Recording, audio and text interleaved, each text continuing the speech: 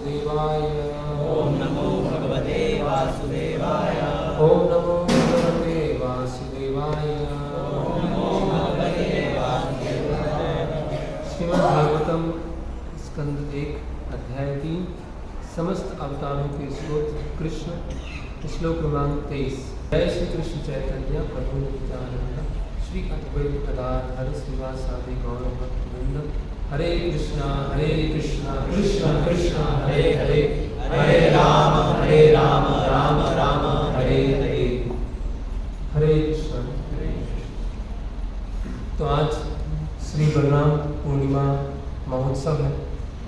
भगवान बलराम जी का आज प्राकट्य है और जो बलराम जी हैं भगवान के प्रथम विस्तार। भगवान श्री कृष्ण आदि पुरुष हैं, ईश्वर परमा कृष्ण सच्चिदानंद विग्रह अनादिर आदिर गोविंद सर्व कारण कारण। तो भगवान श्री कृष्ण क्या है? सर्व कारण कारण।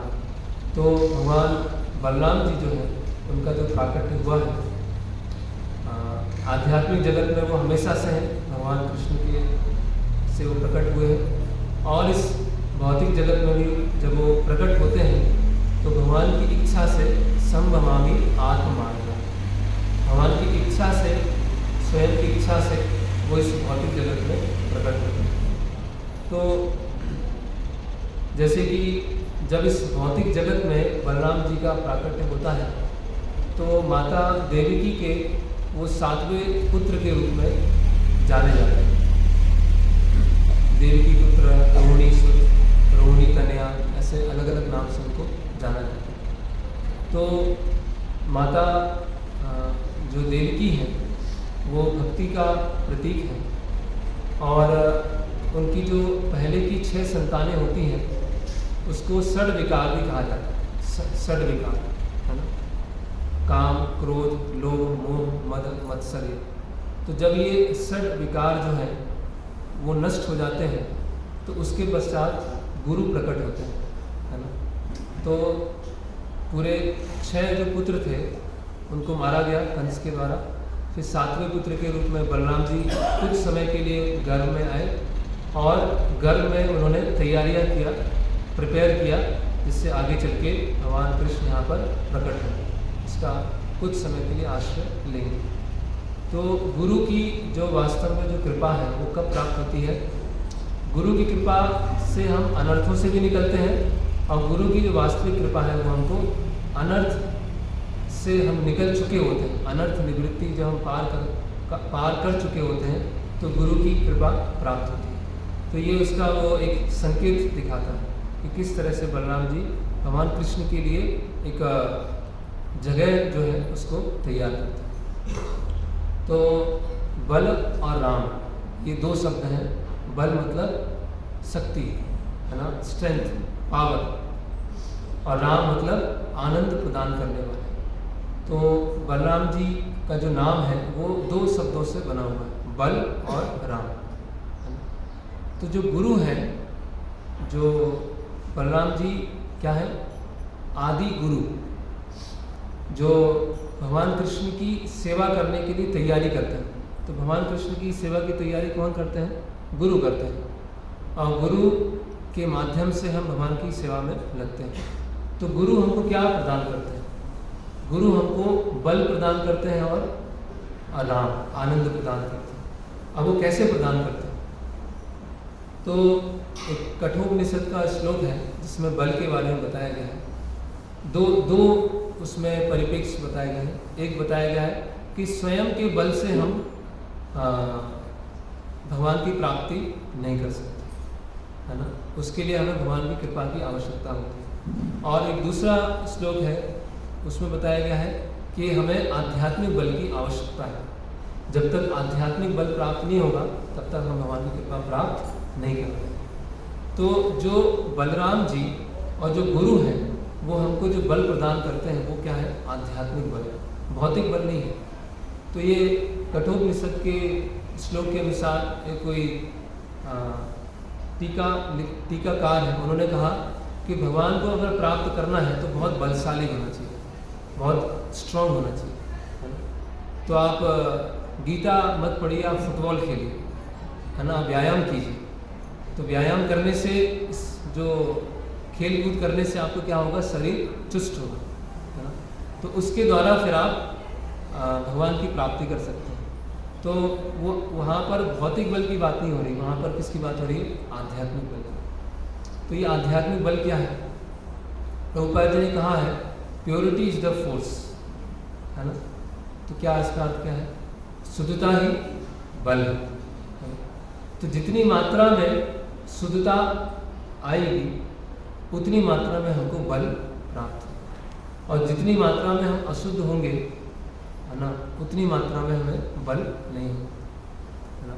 तो भक्ति में कैसे आगे बढ़ें, प्रचार कैसे करें, स्थिर कैसे रहें, संयमित कैसे रहें, सबका एक ही आंसर है, प्योरिटी इज द फोर्स, है ना।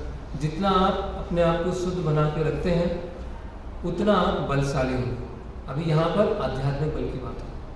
तो शुद्धता अलग अलग स्तर पे हो सकती है, क्रियाओं की शुद्धता, विचारों की शुद्धता, चेष्टाओं की शुद्धता, तो मन की शुद्धता। तो अपने आप को शुद्ध बना के रखना, यह शुद्धता, जैसे अभयम सत्व संशुद्धि, है ना।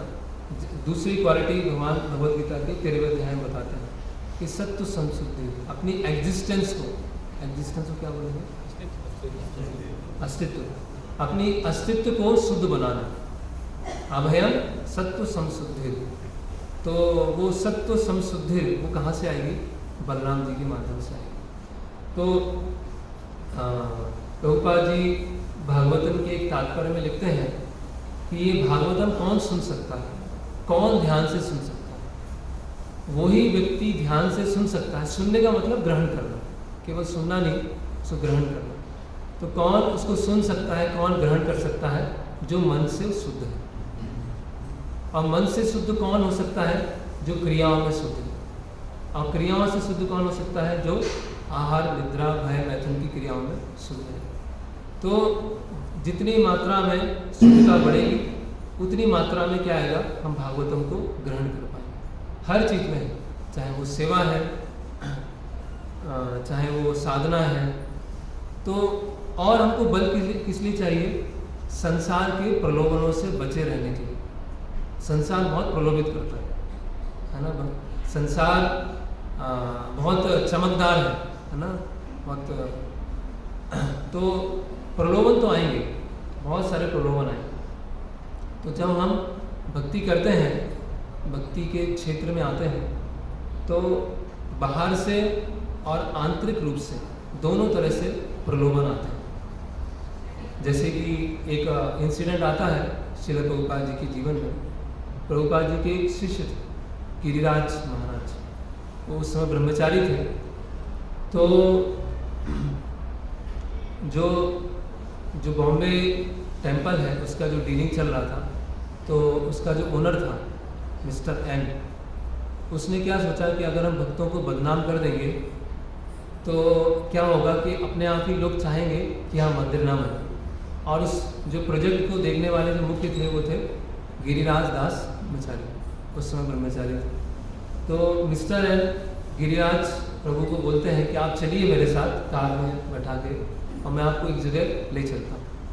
तो जो मिस्टर एन है, गिरिराज ब्रह्मचारी उनको रेड लाइट एरिया में चले जाते हैं, है ना, और वहाँ पर ले जाके उनको खड़ा कर देते हैं। तो कुछ क्योंकि पहले से सब आपस में बातचीत हो चुकी थी, तो कुछ वहाँ पर जो प्रोस्टिट्यूट्स होती हैं वो आती हैं और गिरिराज प्रभु को ऐसे टच करने लगती है ना।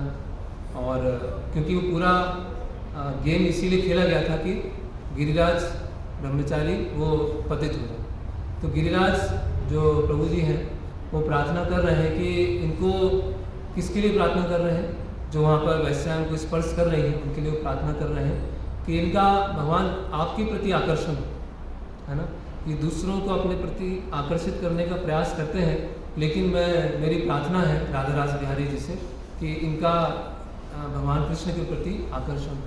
तो इस तरह से जो गिरिराज दास ब्रह्मचारी हैं वो प्रार्थना कर रहे थे, तो कुछ समय के बाद क्या हुआ, वो जो प्रोस्टिट्यूट्स थी वो धीरे धीरे पीछे हटने लगी और उनको थोड़ा सा भय लगा और वो पीछे चले गए। तो मिस्टर एन उनको देखकर आश्चर्यचकित हो गया, ये क्या हो गया, तो पहली बार देखा। तो ये बल जो प्रलोभन है ना, जो इंद्रियों का वेग है, वाचो वेगम मनसा क्रोध वेगम जिह्वा वेगम उदरोपस्थ वेगम, तो ये जो इतने तीव्र वेग हैं, इन वेगों को रोकने के लिए किसकी शक्ति, हम अपने बल से नहीं रोक पाएंगे, है ना। जब हम मंदिर में हैं, कथा सुन रहे हैं, प्रसाद दे रहे हैं, तब तो सब ठीक चल रहा है। जैसे ही हम संसार के कार्यों में लगते हैं तो ये क्या करता है, बहुत आकर्षित करता है, ये बहुत खींचता है। तो ये जो उसको कैसे हम रोक पाएंगे, उसके लिए क्या चाहिए, बलराम जी की कृपा की आवश्यकता है ना। ऐसे बहुत सारे वृत्तांत हम देखते हैं। हरिदास ठाकुर, तो हरिदास ठाकुर भी जब एक क्षेत्र में जप करते थे और वहाँ पर भी एक राजा था रामचंद्र खान, उसने एक वैश्या को भेजा, किस लिए कि हरिदास ठाकुर क्या हो जाए, पतित हो जाए। लेकिन हरिदास ठाकुर क्या हुआ, वैश्या को ही दीक्षा दे दिया, वैश्या ही वो वैष्णवी में परिवर्तित हो गई। तो ये शक्ति कहाँ से आती है, ये बल कहाँ से आता है, ये बल आएगा यस्य देवे परा भक्ति यथा देवे तथा गुरु तस्य ते कथितम यथा प्रकाशन्ते महात्मा। तो ये बल यहाँ से प्राप्त हो, ये हमारी खुद की शक्ति से नहीं आ पाए। अगर हम खुद चाहे तो बहुत सारे शास्त्रों का अध्ययन कर लें, 192 माला कर लें, भारत में जितने तीर्थ स्थान हैं उसका भ्रमण कर लें, और एकादशी में पूरी 24 की 24 एकादशी निर्जला रख लें। हम अपना प्रयास, हमारा प्रयास इस तरह से होना चाहिए जिससे गुरु प्रसन्न हो। केवल प्रयास नहीं करना है, केवल हाथ पैर नहीं मारना है ना। कई बार क्या होता है कि हम हाथ पैर तो मारते रहते हैं, सेवा कर रहे हैं, साधना कर रहे हैं, सब कुछ कर रहे हैं, लेकिन क्या हमारे में हाथ पैर मारने से गुरु हमसे प्रसन्न है कि नहीं है। और जब गुरु हमसे प्रसन्न होते हैं तब हमको आध्यात्मिक बल प्राप्त होता है, तब हम अपने आप को क्या है, संयमित रख पाएंगे। हम देखते हैं जैसे कि भगवान की रामलीला में आता है, हनुमान जी जब लंका के अंदर जाते हैं और रावण के कक्ष में प्रवेश करते हैं, बहुत सारे कक्ष थे, तो हनुमान जी क्या है, नैष्ठिक ब्रह्मचारी है ना, और हनुमान जी कहाँ प्रवेश कर रहे हैं, और वो भी मध्य रात्रि में, रात्रि के समय में प्रवेश कर रहे हैं। कहाँ पे प्रवेश कर रहे हैं, किसी कक्ष के अंदर। अभी उस कक्ष में कौन है, बहुत सारी अप्सराएं हैं, बहुत सारी स्वर्ग से जो जिनको अपहरण करके रावण लेके आया था वो है। तो जो हनुमान जी हैं वो क्या कर रहे हैं, देख रहे हैं, ये सीता देवी तो नहीं है, ये तो नहीं है, ये तो नहीं है, सबके चेहरे देख रहे हैं, ये तो नहीं है, ये तो नहीं है। और बाद में हनुमान जी निष्कर्ष निकालते हैं कि भगवान राम से दूर होकर तो सीता माता बहुत दुखी होंगी। तो ये तो बहुत निश्चिंत, बहुत ही जैसे निश्चिंतता से कोई सोता है, आराम से सोता है, उस तरह से दिखाई दे रहा है। इसीलिए ये इनमें से कोई भी सीता नहीं है, क्योंकि उन्हें कभी देखा तो था ही, उन्हें भेजा गया था।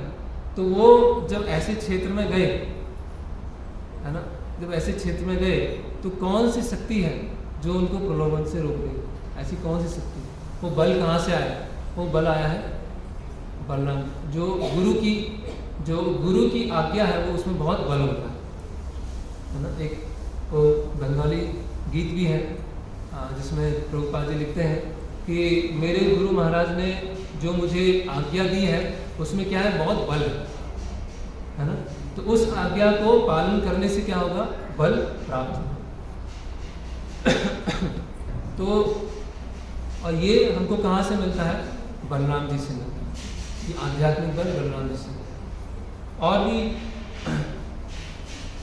हम देखते हैं, अर्जुन है, अर्जुन जाते हैं स्वर्ग में, है ना, और स्वर्ग में जाते हैं किस लिए जाते हैं, अस्त्र शस्त्र लेने के लिए जाते हैं। और वहाँ पर क्या होता है, अर्जुन जब वहाँ पहुँचते हैं तो पहुँचने के पश्चात वहाँ पे उर्वशी होती है। तो उर्वशी जो है अर्जुन को ऐसे प्रस्ताव रखती है, तो अर्जुन क्या बोलते हैं, आप तो मेरी माता के समान, है ना। और फिर वो उनको श्राप देती है 1 वर्ष के लिए, है ना। तो वो अर्जुन केवल उसमें दक्ष नहीं है, केवल धनुर्विद्या में दक्ष नहीं है, वो इंद्रिय संयम में भी क्या है, दक्ष। और वो कहाँ से आया है, वो बल कहाँ से प्राप्त हुआ है, वो कृष्ण और गुरु की सेवा करने से ये बल प्राप्त होता है। तो इसीलिए जब हम गुरु के साथ अपना संबंध बनाते हैं, जब तक गुरु के साथ संबंध नहीं है तब तक वो हमको बल प्राप्त नहीं हो पाएगा। जब गुरु के साथ संबंध ऐसा नहीं है कि कोई औपचारिकता है ना, कि सबके गुरु होना चाहिए। ऐसे प्रभुपाद जी लिखते हैं कि आजकल कुत्तों को रखने का फैशन चल गया है ना, कुत्ते रखने का फैशन है तो गुरु भी होना चाहिए। साल में एक बार गुरु पूर्णिमा आती है, वहाँ हम जाते हैं और कुछ दक्षिणा देते हैं, प्रणाम करते हैं, जो प्रसाद होता है वो लेके आ जाते हैं। हमारे भी गुरु हैं, हमारे भी वेदी में गुरु की फ़ोटो रखी हुई है या घर में गुरु है, उसमें माला चढ़ी हुई है, बस हो। ये गुरु कोई फैशन वाली बात नहीं है ना, कि गुरु ग्रहण करें। ये क्या है, बहुत ही गंभीरता का विषय है। तो भागवत में बताया गया है कि कलयुग में ऐसे बहुत सारे गुरु मिल जाएंगे जो जेब को खाली करने में एक्सपर्ट है ना। तो जेब को खाली करने में एक्सपर्ट गुरु बहुत सारे मिल जाएंगे, लेकिन ऐसे गुरु बहुत कम है जो शिष्यों के अनर्थों को दूर करने में दक्ष हों, जो शिष्यों के अनर्थ निवृत्ति करें। तो इस तरह से ये जो हम सब क्या है, बहुत कमज़ोर है, माया के सामने क्या है, बहुत कमज़ोर है। माया किसी भी समय हमें गिरा सकती है। माया ने तो शुरुआत से ब्रह्मा जी की जब सृष्टि हुई तब से लेके अभी तक बहुत सारे केस देख लिए और बहुत सारे धुरंधरों को गिरा दिए। तो हम तो क्या है, बहुत ही तुच्छ हैं, बहुत ही इनसिग्निफिकेंट है ना। इसीलिए माया से पंगा नहीं लेना। देवी ऐसा गुणमयी मम माया दुरत्या। दुरत्या मतलब इसको पार करना बहुत मुश्किल है। माम एवा ये प्रपद्यन्ते माया मेताम तरन्ति ते। जो मेरी शरण में लेता है वो उस माया को पार कर सकता है। तो ये जो गुरु से कनेक्शन है ना, वो किस तरह से प्राप्त हो, गुरु से जो संबंध है वो दो तरह से प्राप्त होता है ना। जिस तरह से एक प्रामाणिक गुरु मिलना मुश्किल है, उसी तरह से एक प्रामाणिक शिष्य मिलना भी मुश्किल है ना। कभी कभी प्रामाणिक गुरु मिल जाते हैं लेकिन प्रामाणिक शिष्य नहीं मिलते जो गुरु की आज्ञा का यथारूप पालन करे। तो गुरु के जो शक्ति है वो कैसे मिलेगी, उनके वचनों से मिलेगी, संदेश से मिलेगी है ना। तो एक बार एक व्यक्ति प्रभुपाद जी के पास में आया है ना, और अधिकतर लोग साधु उनके पास में जाते हैं, आशीर्वाद मांगते हैं, आशीर्वाद या कृपा मांगते हैं। तो प्रभुपाद जी ने कहा कि मेरी जो कृपा है, मेरा जो आशीर्वाद है वो क्या, मेरे वचन है। तो जो गुरु के वचन होते हैं, गुरु क्या है, भारी भजन में भारी नहीं है ना। आजकल भजन में भारी वाले भी गुरु बहुत सारे हैं। तो भजन में भारी नहीं उनकी, क्योंकि वो कृष्ण को धारण किए हुए है ना। बलराम जी की प्रतिनिधि, बलराम जी क्या है, बलराम जी के विस्तार क्या है, अनंत शेष। और वो अनंत शेष क्या है, अपने उस पर फनों पर बहुत सारे ब्रह्मांडों को धारण किए हुए। और ब्रह्मांड कैसा है, उनकी सिर पर कैसा है, एक सरसों के दाना होता है उसके बराबर। तो जो गुरु हैं, कृष्ण को धारण किए हैं, बलराम जी को धारण किए हुए हैं, उनकी जो वाणी होगी वो कैसी होगी, वो हमारे अनर्थों को काटेगी, वो हमारी आसक्तियों को काटेगी। इसीलिए कभी कभी कोई गुरु की आज्ञा का पालन भी नहीं कर पाते, कभी कभी गुरु के आदेशों का पालन नहीं कर पाते। इसीलिए सब कुछ करते हुए भी वो एक तरह से आंतरिक रूप से देखा जाए, सब कुछ करते हुए भी नहीं कर रहे, बाहरी रूप से तो कर रहे हैं है ना। हम अभी लीला भी सुनेंगे प्रलंबा से, तो बाहरी रूप से तो सब कर रहे हैं, बाहरी रूप से चल रहे हैं। लेकिन जो सबसे महत्वपूर्ण जो अवगुण है, सबसे महत्वपूर्ण जो अवगुण है वो क्या है, इंडिपेंडेंट मेंटेलिटी, कि मुझे किसी की शरण ग्रहण नहीं करना है, मुझे किसी को सुनना नहीं है। ये जो बीमारी है, इसी बीमारी की वजह से हम इस भौतिक जगत में हैं। भौतिक जगत में क्यों है, इच्छा द्वेष समुत्थेन है ना। हमने गलत इच्छा की, इंडिपेंडेंट होना चाहा, वो इंडिपेंडेंट होने की इच्छा थी, वो बहुत ही क्या थी, बहुत ही सूक्ष्म थी। तो वो इंडिपेंडेंट होने की जो इच्छा है उसको अभी भी हम इस भौतिक जगत में बना के रखे हुए। तो अलग अलग जो मार्ग होते हैं, जैसे कर्म का मार्ग है, ज्ञान का मार्ग है, ध्यान का मार्ग है ना, अष्टांग योग है, हठ योग है। इन सब योग में एक चीज़ प्रमुख है, इन सब योगों में एक चीज़ प्रमुख क्या है कि व्यक्ति किसी की शरण में नहीं जाता है। ध्यान योग है तो क्या करना है आपको, यम नियम आसन प्राणायाम प्रत्याहार धारणा ध्यान समाधि। कर्म योग में क्या करना है आपको, निष्काम कर्म करना है। ज्ञान योग में करना है शास्त्रों का अध्ययन करना है। लेकिन तीनों मार्ग में कहीं भी ऐसा नहीं है कि आप सा एवं गुरु अभिगच्छेत, है ना, क्या है इसको, कि गुरु की शरण में जाओ। तो जितने भी योग पद्धति हैं और जो भक्ति योग है उसमें जो सबसे मुख्य अंतर जो है वो इसी का है। बाकी योग पद्धति में कहीं भी शरण लेना नहीं बताया, अपने दम पर, अपने बल पर, अपनी ताकत पर सब कुछ करो। और भक्ति योग में इसीलिए भगवान क्या बोलते हैं, योगी नाम अपनी सर्वेशाम मद गते अंतरात्मा श्रद्धावान भजतो यो माम सामे युक्तमो। कि सारे योगियों में सबसे सर्वश्रेष्ठ योगी कौन है, वो भक्ति योगी। क्योंकि भक्ति योगी में सबसे महत्वपूर्ण क्या है, वो ये मान चुका है कि मुझे किसी की शरण में जाना है। ये सबसे मूलभूत अंतर है। बस इसी मूलभूत अंतर को समझने में जन्म लग जाता है। इसी मूलभूत अंतर को समझने में व्यक्ति इधर उधर घूमता रहता है, ब्रह्मांड ब्रह्मित घूमता रहेगा किस चीज़ को जानने के लिए कि भाई मुझे किसी की शरण लेना है, मुझे किसी के शरणागत होना है। फिर क्या होता है, जब वो भक्ति मार्ग में आ जाता है तो भक्ति मार्ग में आने के बाद सब कर रहे हैं, हम जप कर रहे हैं, अध्ययन कर रहे हैं, सेवा कर रहे हैं, लेकिन किसी के गाइडेंस में हम रहना नहीं चाहते, किसी की हम शरण लेना नहीं चाहते, अपने आप करेंगे। आजकल बहुत ये फेमस वो है, ये पर्सनैलिटी डेवलपमेंट वाले होते हैं, अपना रास्ता खुद तैयार करो, है ना, खुद को अपना रास्ता बनाना है। तो वो जो अपना रास्ता खुद बनाना है वो मानसिकता जब भक्ति में लेके आते हैं तो उससे क्या होता है, करते सब कुछ है, वो जब भी करेंगे, सुबह भी आएंगे, लेकिन कुछ समय के बाद धीरे धीरे धीरे धीरे धीरे धीरे टेस्ट क्या होता है चला जाता है ना। तो क्योंकि बल नहीं मिला, वो क्या सोच रहे थे, अपनी ताकत पे वो सब कुछ करेंगे। तो इसीलिए अगर हमें बलराम जी की कृपा चाहिए, अगर हम लेना चाहते हैं, तो हमें क्या करना होगा, सबसे पहले हमें अपनी स्वतंत्र मानसिकता को त्यागना पड़ेगा और गुरु की शरण लेना पड़ेगा। गुरु की शरण लेना मतलब गुरु के आज्ञा का पालन करना। तो ये हम बलराम जी से ये इस कृपा का हम याचना कर सकते हैं।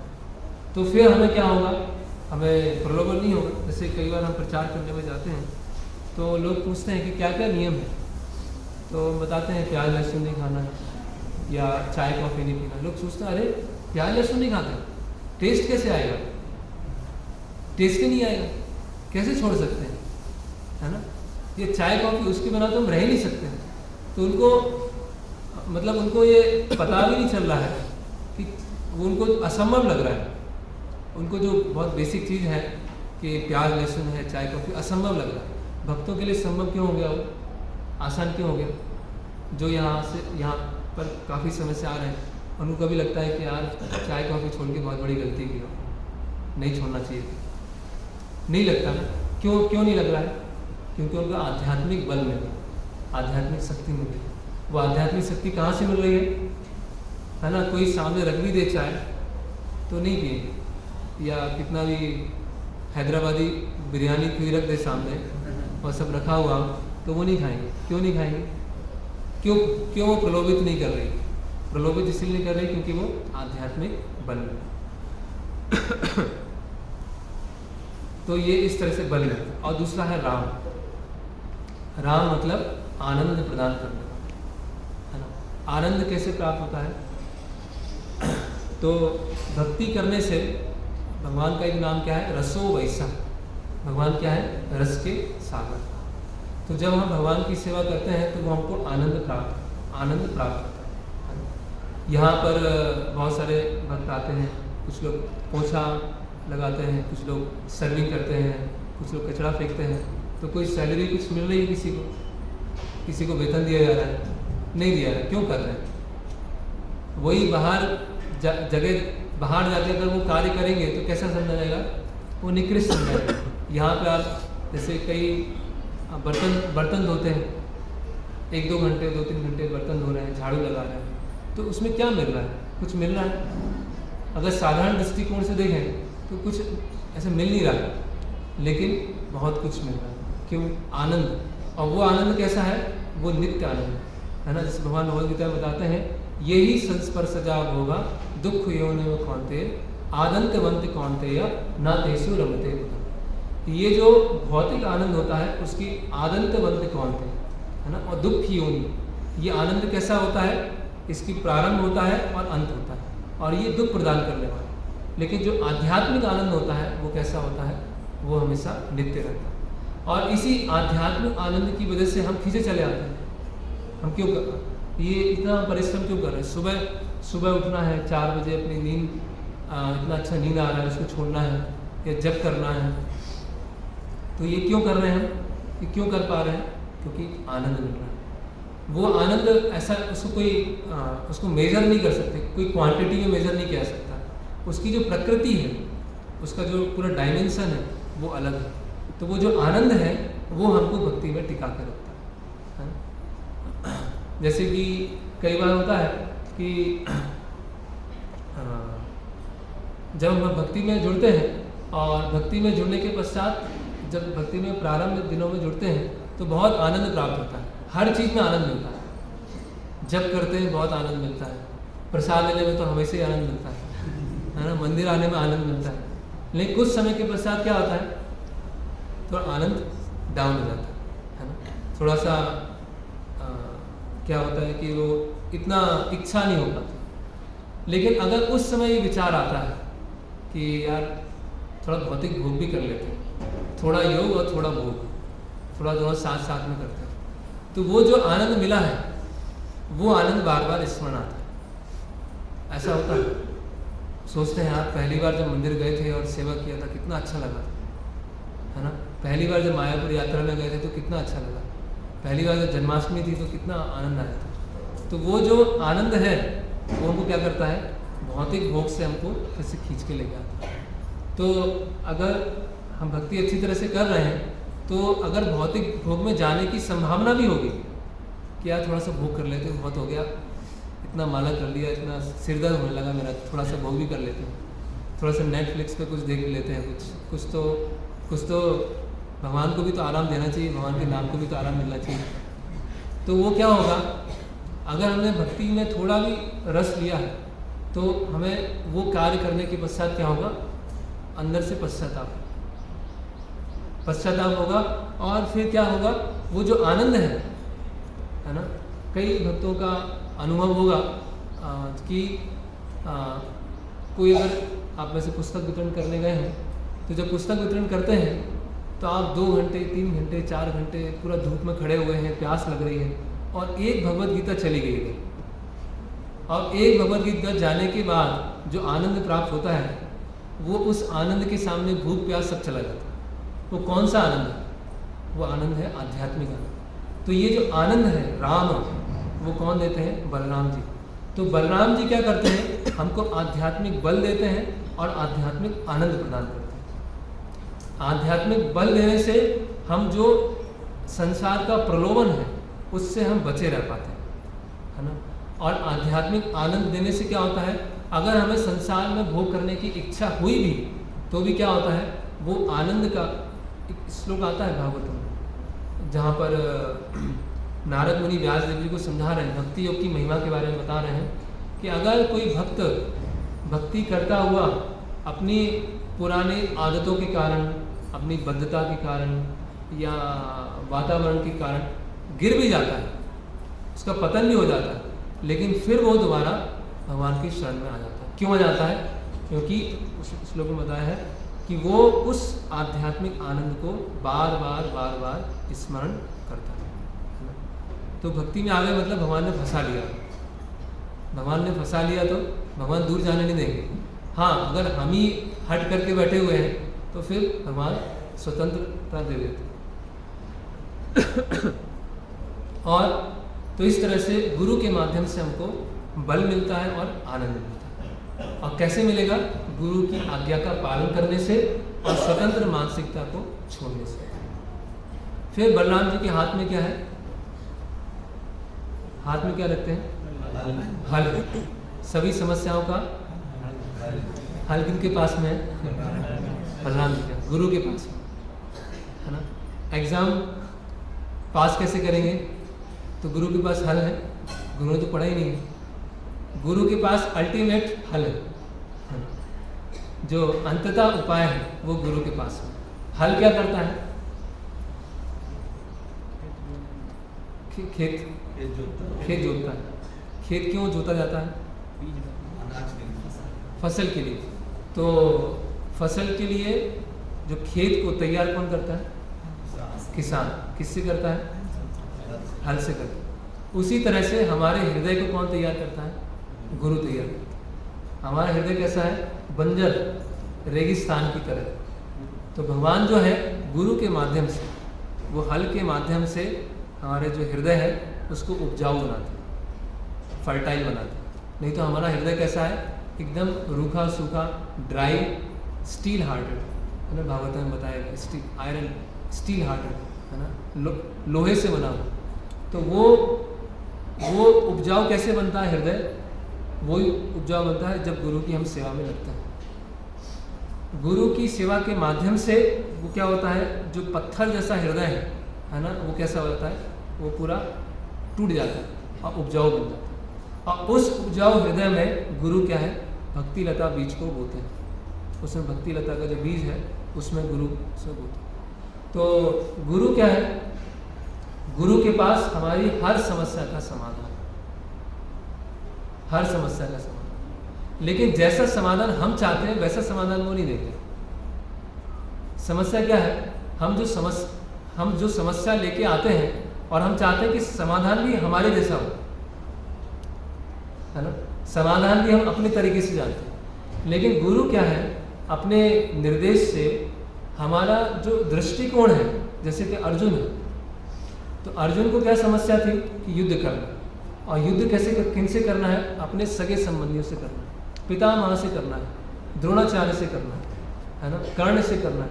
सभी तरह के जो सगे संबंधी हैं उनके साथ युद्ध करना है। तो अर्जुन जो है समस्या भगवान के सामने लेके गए।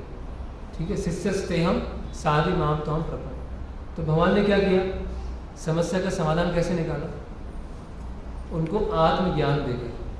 जैसे भागवत में बताया गया है कि कोई व्यक्ति सोया हुआ है और सोते समय बहुत सारे डरावने स्वप्न देख रहा है, अलग अलग डरावने स्वप्न देख रहा है, और उस डरावने स्वप्न से वो डरा हुआ है। तो उसकी समस्या का समाधान करना है। तो समस्या का समाधान क्या होगा? उसको सुलाते नहीं रहना है कि दूसरा स्वप्न आ जाएगा, थोड़ा रुक जाओ, बाद में दूसरा अच्छा स्वप्न आ जाएगा, थोड़ा इंतजार करो, है ना? मेहनत का फल मीठा होता है ना? वो क्या करेंगे? वो जगा देंगे कि अज्ञानता ओम अज्ञानति निरंधस्य ज्ञानंजन शलाकया चक्षुरुन्मिलितम येन तस्मै श्री गुरुवे नमः। तो वो ज्ञान रूपी हमको क्या होंगे? जो चक्षु है वो प्रदान करेंगे। और जब व्यक्ति अज्ञानता से उठ जाएगा, है ना? देह स्मृति नहीं जा संसार होते, नरोत्तम दास ठाकुर बोलते, जिसकी देह स्मृति चली गई उसके लिए संसार बचेंगे। संसार जैसा कुछ है ही नहीं। जब तक वो देह स्मृति है, जब तक वो देहात्म बुद्धि है, तब तक वो संसार की समस्याएं हैं। तो गुरु के संग के माध्यम से, बलराम जी की कृपा के माध्यम से हमें समस्या ही नहीं लगेगी। हमको समस्या नहीं लगेगी, है ना? तो वो हम समस्या क्यों लगने लगता है? क्योंकि हम छोटी दृष्टिकोण से देखते हैं। हमारे दृष्टिकोण क्या होता है? छोटा होता है। जैसे एक बच्चा है, तो बच्चे से अगर खिलौना छुड़ा लिया तो कितना रोने लगता है, रोएगा, है ना? हाथ पैर जमीन में मारेगा, खाना नहीं खाएगा, किसी से बात नहीं करेगा, है ना, और ऐसे अपनी तबीयत खराब कर लेगा। अभी उसके बच्चे के लिए कितनी बड़ी समस्या है कि उसको खिलौना क्या छुड़ा लिया, खिलौना उससे ले लिया। लेकिन बड़े व्यक्ति के लिए क्या समस्या है कि बच्चे के हाथ से खिलौना ले लिया तो बड़ा व्यक्ति भी बहुत चिंतित हो गया, कितनी बड़ी समस्या है मेरे बेटे को, इतनी बड़ी समस्या तो संसार में किसी को, मेरे घर में सबसे बड़ी समस्या है क्योंकि मेरे बच्चे का खिलौना छुड़ा लिया, तो क्या होगा। तो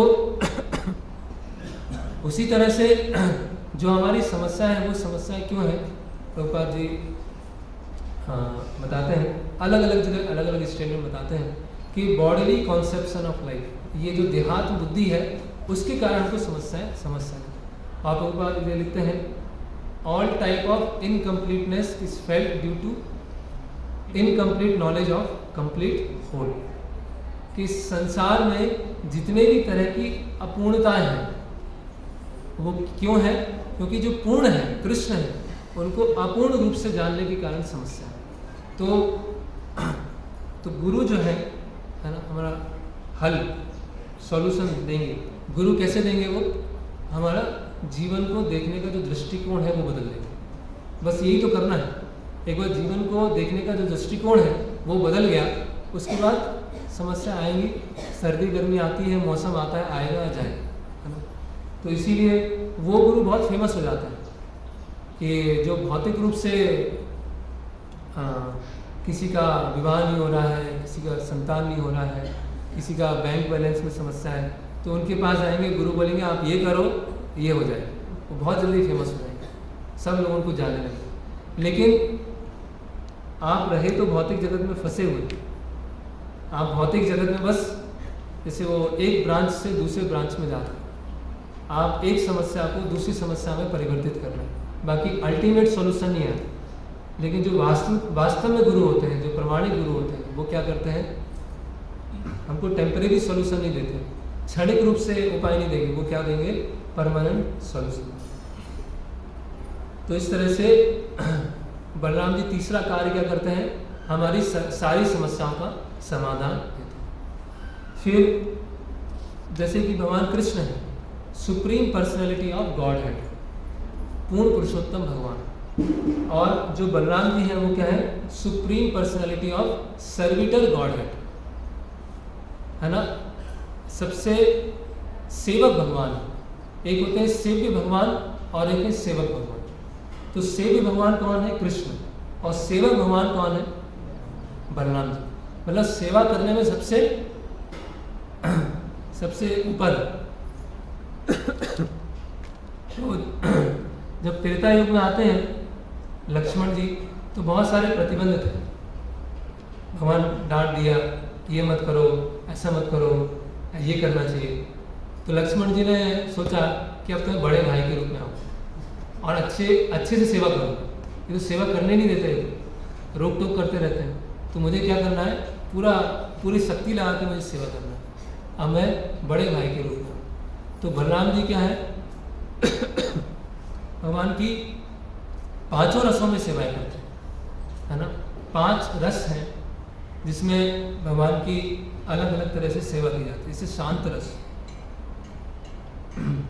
तो शांत रस क्या, 5 रस हैं, शांत रस, दास्य रस, सख्य रस, वात्सल्य और माधुर्य। तो शांत रस क्या है, भगवान की सेवा में है लेकिन एक्टिव नहीं है ना। जैसे कि वृंदावन में वृक्ष हैं और बांसुरी है, जो वहाँ का स्थल है, नदियाँ हैं, पहाड़ है, वो सब क्या है, शांत रस में भगवान की सेवा करते हैं। तो ये सब बलराम जी के विस्तार है। इसी तरह से जैसे मंदिर है, ये जो मंदिर की दीवारें हैं, ये हालांकि भौतिक रूप से ईंट और पत्थर से बनी है, लेकिन ये सब बलराम जी का विस्तार है। मृदंग है, करताल है, ये सब क्या है, बलराम जी का विस्तार है। जो भगवान की आरती पैराफर्नेलिया है, वो सब क्या है, बलराम जी के विस्तार। तो ये जो दिखने में साधारण ईंट पत्थर हो सकता है, लेकिन ये स्वयं बलराम जी है। ये पूरा मंदिर क्या है, बलराम जी का विस्तार है। और ये विस्तार कैसे है, हमको ये सुविधा प्रदान कर रहा है, इससे भगवान की सेवा है। तो इसीलिए इन सब का बहुत अच्छे से ध्यान रखना चाहिए। जैसे मृदंग करताल है, तो मृदंग को केवल अच्छा म्यूजिक निकले उसके लिए नहीं, कैसे भगवान उससे प्रसन्न हो। करताल इतना जोर से नहीं कि पूरा आसपास से कहानी पूरा, करताल किस लिए, मधुर मधुर मधुर मृदंग बाजे। इसी तरह ये दीवार है, तो दीवार पे कुछ लिखना, दीवार को ऐसे खराब करना, अगर आप शारीरिक रूप से असक्षम नहीं हैं तो दीवार का सहारा लेना, तो ये सब क्या है, ये सब बलराम जी सर जो टूट फूट होती है उसका मेंटेनेंस करना। तो ये सब जितना भी मंदिर में चीज़ें हैं, जैसे मंदिर की चीज़ें हैं तो पैर लग गया, तो ये सब क्या है, सब बलराम जी। बलराम जी विस्तार करते हैं शांत रस में। और अब भगवान कृष्ण है जो विष्णु है, उनका हर चीज़ बलराम जी से मिला है ना। आदि एक एडिदास कुछ वो है, आदिदास, तो बलराम जी क्या आदिदास है, आदिदास। तो भगवान जो भी उपयोग करते हैं वो उसमें ब्रांड होता है बलराम जी का। बलराम जी ब्रांडेड हर चीज़ यूज करते हैं। बलराम जी के अलावा बलराम जी उनकी सेवा करते हैं। जो भी चीज़ है वो आदिदास से बनी हुई है। तो इसीलिए मंदिर में जो भी वस्तुएं हैं वो साधारण नहीं है। फिर क्या है, दास्य रूप में कैसे करते हैं भगवान। कई आपने पिक्चर्स देखे होंगे, भगवान कृष्ण लेटे हुए हैं और बलराम जी पैर दबा रहे हैं, है ना। तो दास्य के रूप में कर रहे हैं। और जो गुरु है, गुरु भी अपने आप को क्या समझते हैं, एक दास के रूप में समझते हैं। वो गुरु बाद में है, दास पहले है ना। तो एक बार प्रभुपाद जी ऐसा एक गुरु पूजा चल रही थी और प्रभुपाद जी को बहुत सब लोग सम्मान दे रहे थे, पुष्प अर्पण कर रहे थे, माला अर्पण कर रहे थे। तो किसी व्यक्ति ने कहा कि स्वामी जी आप तो बहुत नाम प्रतिष्ठा और बहुत आपकी वाहवाही कर रहे हैं, आपको तो बहुत अच्छा लगता होगा ये सब सुन के। तो प्रभुपाद जी ने कहा कि मैं भगवान का दास हूँ, इसीलिए प्रचार करने आया। वो अपने आप को गुरु की तरह आइडेंटिफाई नहीं कर रहे हैं कि मैं गुरु हूँ, लोगों को समझाऊंगा, दीक्षा दूंगा। मैं दास हूँ और दास का कार्य क्या है, भगवान का जो संदेश है वो दूसरों तक पहुँचाना। तो इस तरह गुरु के फॉर्म में बलराम जी सेवा करते हैं। फिर है साख्य, है ना। साख्य में हम देखते हैं बहुत सारी लीलाएं हैं भगवान की, जिसमें भगवान लड़ाई लड़ रहे हैं, कंधे में बैठा रहे हैं, है ना, छुप रहे हैं, ये सब साख्य में आते हैं। वात्सल्य में क्या है, एक पेरेंटल माता पिता का भाव वात्सल्य में, कि कोई असुर आता है तो बलराम जी कृष्ण को छुपा देते हैं। धेनुकासुर आया, है ना, या प्रलंबासुर आया तो बलराम जी ने कहा मैं देख लेता हूँ, मैं संभाल लेता हूँ, यहाँ बैठो मैं जाता हूँ। तो वात्सल्य प्रोटेक्टिव नेचर, तो भगवान कृष्ण की सुरक्षा करें। और माधुर्य श्रीमती राधा रानी की जो छोटी बहन है अनंग मंजरी, उसमें बलराम जी विस्तार करते हैं। तो इस तरह से 5 तरह से बलराम जी क्या है, भगवान की सेवा में लगे हुए। तो अभी समय कम बचा है, एक लीला के ऊपर हम चर्चा करेंगे कि किस तरह से गुरु हमको अनर्थ से निकालने का प्रयास करते हैं। तो ये जो है धेनुकासुर वध, भगवान कृष्ण की लीलाओं में अलग अलग असुर आते हैं और उन असुरों को भगवान कृष्ण है और बलराम जी क्या है, खिलौने की तरह ऐसे तोड़ देते हैं। तो 2 असुर हैं जो वृंदावन लीला में जिनका वध बलराम जी ने किया, एक है धेनुकासुर और एक है प्रलंबासुर। तो धेनुकासुर किसका रूप है, ये क्या रूप लेके आया है धेनुकासुर, गधा, है ना। तो गधा क्या होता, गधे की क्या विशेषताएं होती हैं, क्या क्या उसमें क्वालिटीज हैं गधे में। अज्ञानता होती है, तभी तो गधा बोलते हैं, है ना। गधा क्यों है, तुम गधे जैसे हो, कुछ पता नहीं। तो गधा मतलब इग्नोरेंस। और दूसरा अनावश्यक रूप से भार धोना, है ना। और मूर्खता एक जैसी हो गया, अज्ञानता मूर्खता। तो ये गधे की दो विशेषताएं, अनावश्यक रूप से क्या भाड़ होता है, और दूसरा क्या होता है, मूर्ख, है ना, अज्ञानता होता है। तो ये धेनुकासुर कौन है, इसका धेनुकासुर जो है बलि महाराज के पुत्र थे। गर्ग संहिता में ऐसा आता है, बलि महाराज के पुत्र हैं जिन्होंने दुर्वासा मुनि का अपराध कर दिया था। और दुर्वासा मुनि ने वो क्या करा था, बलि महाराज का एक पुत्र था साहसिक, वो 10,000 स्त्रियों के साथ में कहीं जल में कुछ क्रीड़ा कर रहा था और जोर जोर से आवाज़ निकाल रहा था।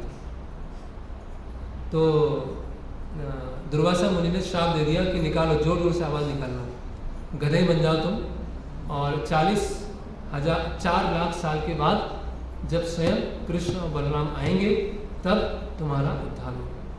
और भगवान कृष्ण ने क्यों नहीं मारा डायरेक्ट धेनुकासुर को, क्योंकि नरसिंह भगवान ने वचन दिया था प्रहलाद महाराज को, उनकी कोई भी वंश है उनकी वो क्या करेंगे, उनको मारेंगे नहीं। तो इसीलिए इस असुर को बलराम जी ने मारा। फिर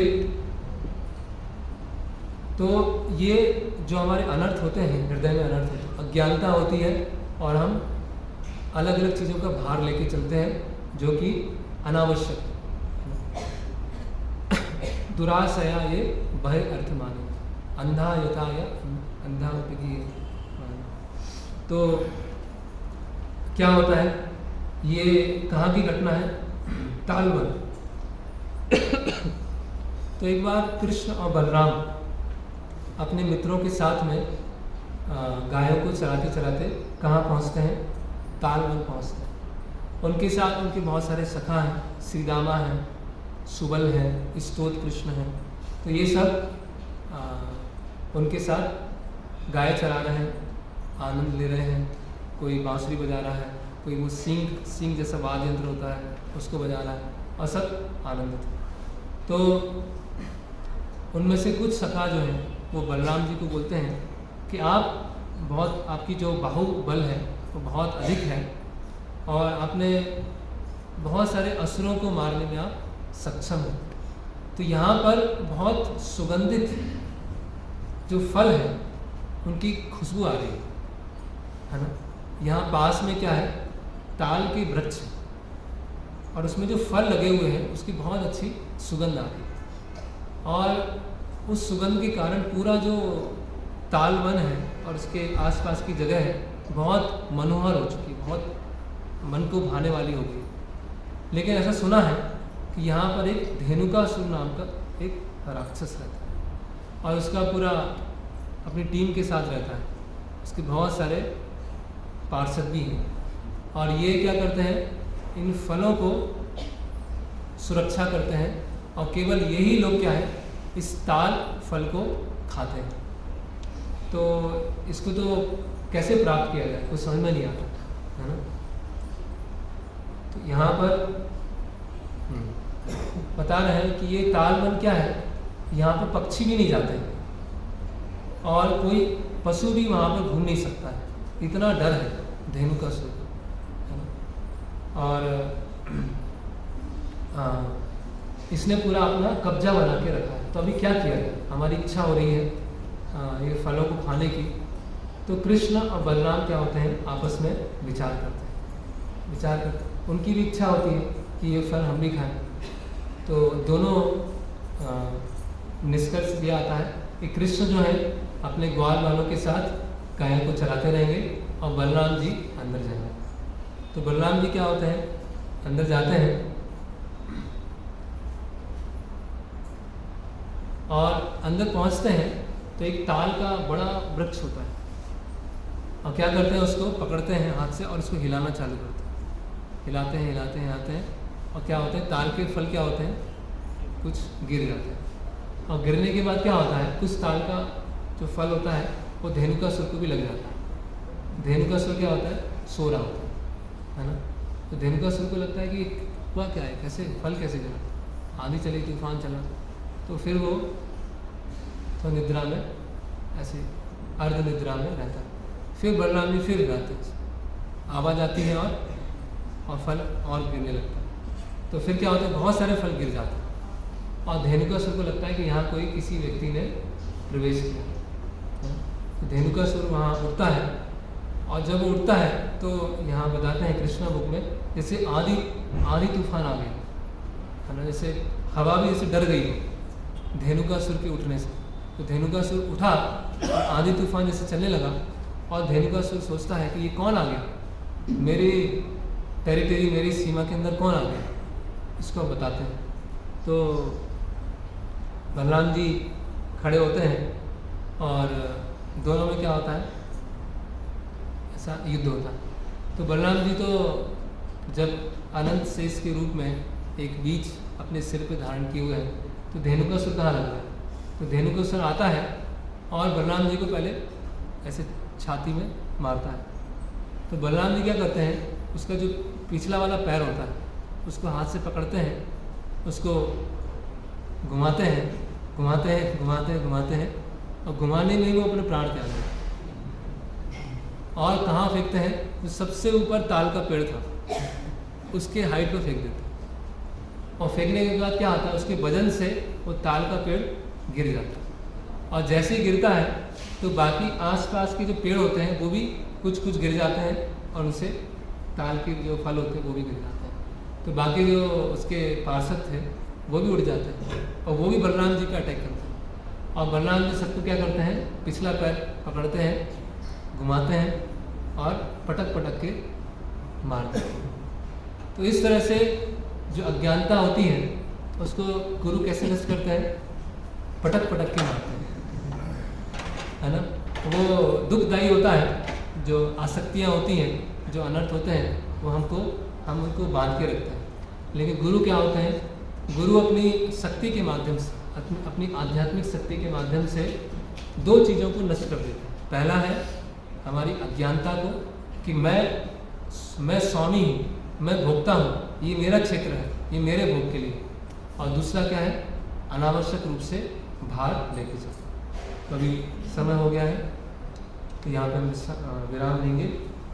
श्री बलराम जी की जय, बलराम जी की जय, श्री बलराम पूर्णिमा महोत्सव की जय, श्री भागवत की जय।